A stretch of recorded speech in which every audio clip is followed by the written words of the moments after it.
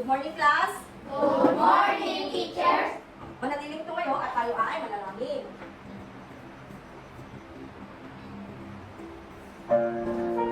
Please bow your heads and let us pray. Dear Jesus, you show me how to spend this day cheering you love in every way. Help me to be kind to everyone, to play and love, and have lots of fun, shining your light and giving your peace, sharing your joy with a smile on my face. Angel of God, my guardian dear, to whom God's love commits me here. Every this day, be at my side, to light and guard, to rule and guide. Amen. Amen! Ngayon, bago natin simulan ang ating talakayan, ako ay may hinandang classroom rules. Maaari na kayo umupo. Ako ay may hinandang classroom rules. Pwede ba natin basahin ang ating classroom rules? First, Listen quietly when others are speaking. makinig daw tayo kung ang ating kaklase ay nagsasalita o nagre-recite. Next, Be responsible and prepared. be responsible and prepared. Next, Obey all rules. next, Always treat others with respect. last. Raise your hand for permission to get up or speak. Mag-raise daw kayo ng kamay kung kayo ay gustong sumagot. Kung ganon, ay tayo muna mag-ehersisyo upang mas magising ang inyong katawan. Tumayo na mga bata.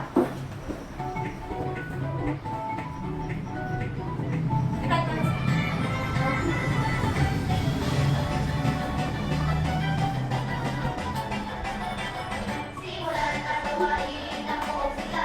Wala ang katawan ay ladana. Kami mag-ehersisyo, ulo hanggang paa. Isa, dalawa, tatlo, tayo mag-umpisa. Dahan-dahan, ang ulo ay iikot. Iikot dahan-dahan. Ang bilog-bilog, ang balikat.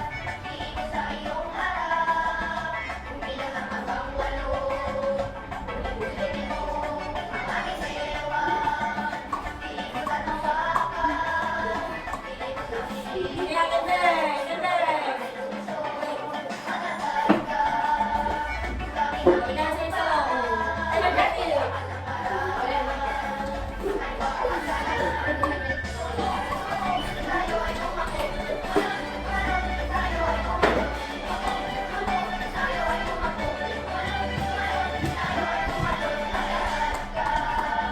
Dahil ang iyong paa, lumakad ng madahan. Ay lumakad ang kamay, sa bewang ilagay. Umiha tayo lang sabay-sabay. Ikaw!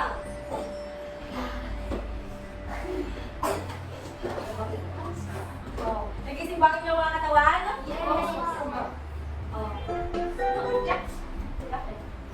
Ngayon, nasahin naman natin ang objectives, grade 3. For grade 3, ang objectives ninyo ay una, read, please read.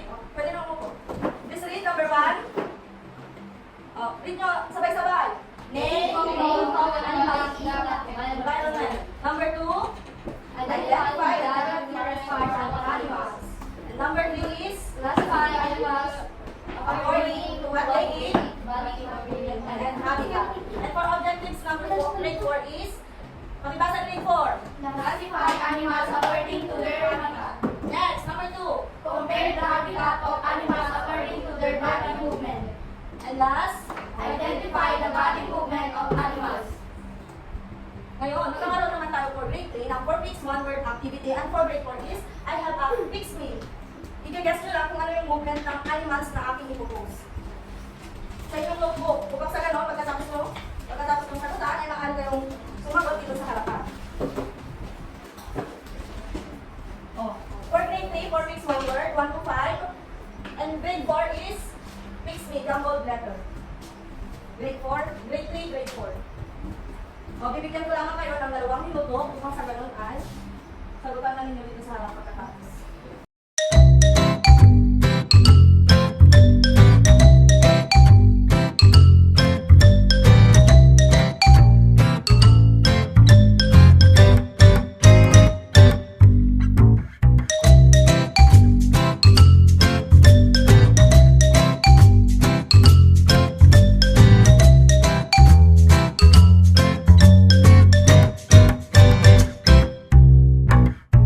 Grade 3,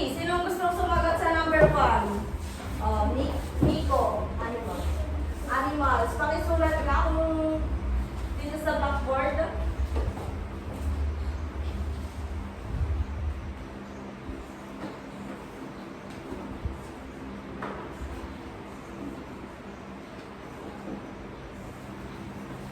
Tama ba mga bata? Tama ba si Kuya Miko? Opo, palakpakan natin. Number 2. Sino gusto sumagot sa number 2? Kuya.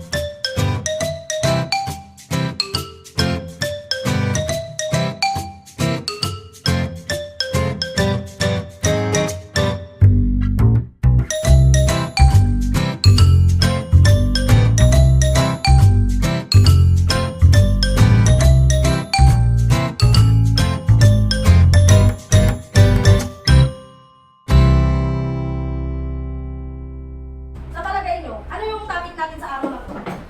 Sa nakita nyo dito sa mga ginawa natin unang activity? Ano yung Kuya Nico? Nico, lumayo? Very good, animals. Ngayon, animals. Animals are found anywhere. Our pets at home and the fish in the river are considered animals. Animals, like humans, have body parts and function. Animals are seen in different habitat places. Some live in water, way of survival, they eat different food using different body parts. Not all animals are useful.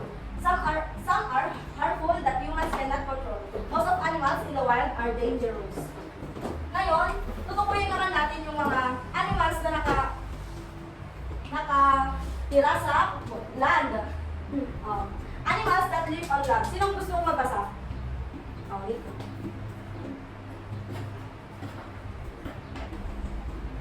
Animals that live on a land are typically referred to as terrestrial animals. They have adapted to life on land and exhibit a wide range of characteristics suited to their environment, such as limbs for movement, lungs for breathing, and various means of obtaining food and water. These animals include everything from insects to mammals and have evolved diverse strategies for survival in different habitats around the world. Ito naman yung mga example. Ito naman yung mga example sa na nakatira sa land. Like cat, ant, dog, kangaroo, tiger, lion, mice, elephant, pig, and etc. Kayo, may alam ba kayong animals na nakatira sa lupa? Ano? Pusa. Ikaw ay? Ikaw Mixas? Aso. Ikaw ay Ate Mamay? Aso din. Ikaw ay Ate Julaysa? Ikaw ay Ate Princess? Aso din. Ikaw ay Perlance? Pangawin tayo sa mga animals na nakatira sa water. O, sino gusto mong magbasa? O, Julaysa. Animals that live in water, whether freshwater or marine. Environments often causes meaning across different cultures and cultures. Ngayon, ito naman yung mga example na nakatira sa water. Like fish, dolphin, whale, octopus, jellyfish, shark, and etc.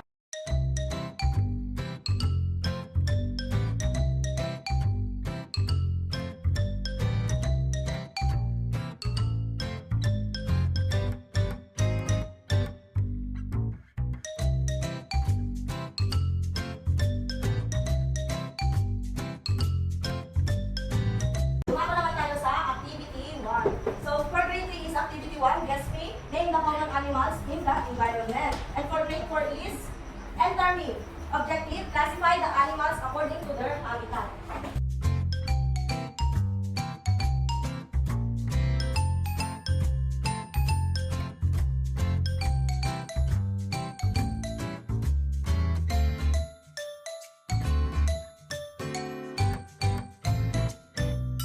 O, sa grade 3, itong mga animals na nasa picture ay huhulaan nyo kung ano ang mga pangalan nito. Isusulat nyo dito sa ibaba. Ito yung mga animals na nasa farm. Ito naman yung nasa forest. And number C is yung animals na nasa water. For grade 4 is classify the animals according to their habitat. Yung mga animals daw na nakatira sa lupa at yung animals na nakatira sa water.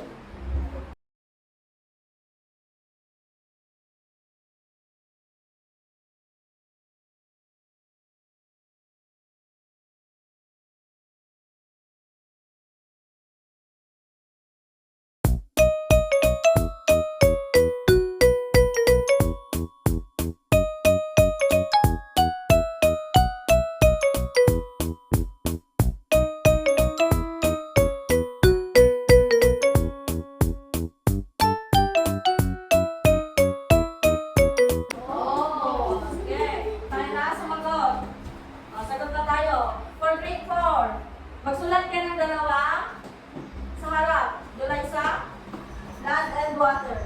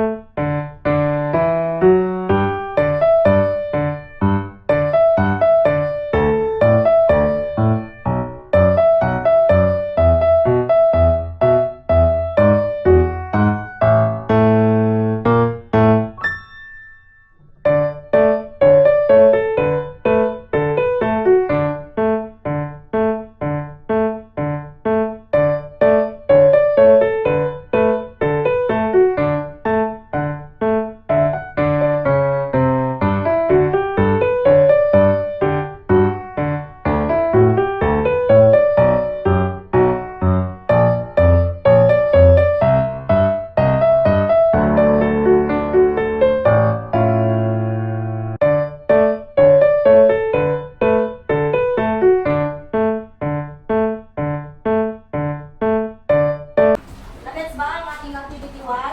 Oo. Ngayon, dumako naman tayo sa activity 2.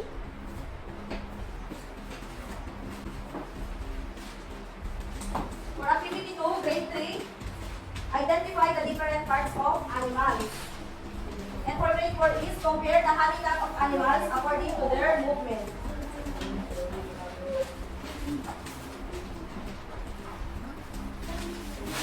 For grade 4, katulad example. Example sa dog. Ang habitat niya ay land. Ang body movement niya is walk. Ano naman yung body structure niya, yung pinagagamit ng mango? Eat. Gano'n, ano gagawin ninyo? For grade 4, start now. For grade 3 naman is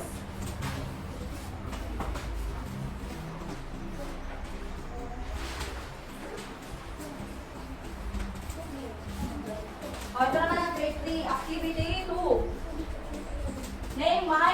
identify the different parts, body part of a god. Nasaan ba dito yung foot niya, yung tail niya, yung head, yung far or balahibo, tapos yung horn. Tapos yung body parts ng fish. Nagets ba? Sige, start na.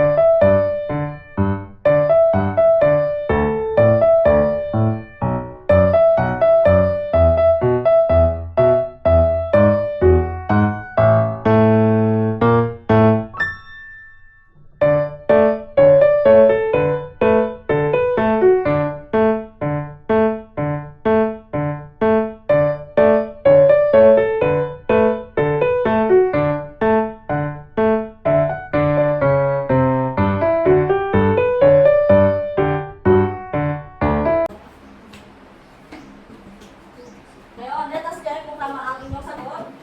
Ang dog ay nasa land at anong ginagawa ng dog? Lalakad. Anong ginagamit ng dog panlakad? Feet. Check. Next, sa fish naman tayo. Saan nga ba nakatira ang isda? Ano ang ginagawa ng isda? Ano yung body movement ng isda? Ano yung ginagamit naman ng isda upang lumangoy?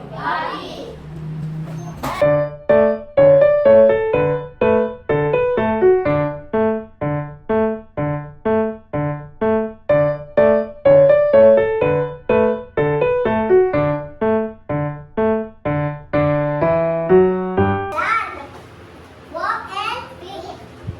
Tingnan niyo natin kung tama itong ginawa ninyo. Tama ba na ito ang horn ng isang goat? Opo.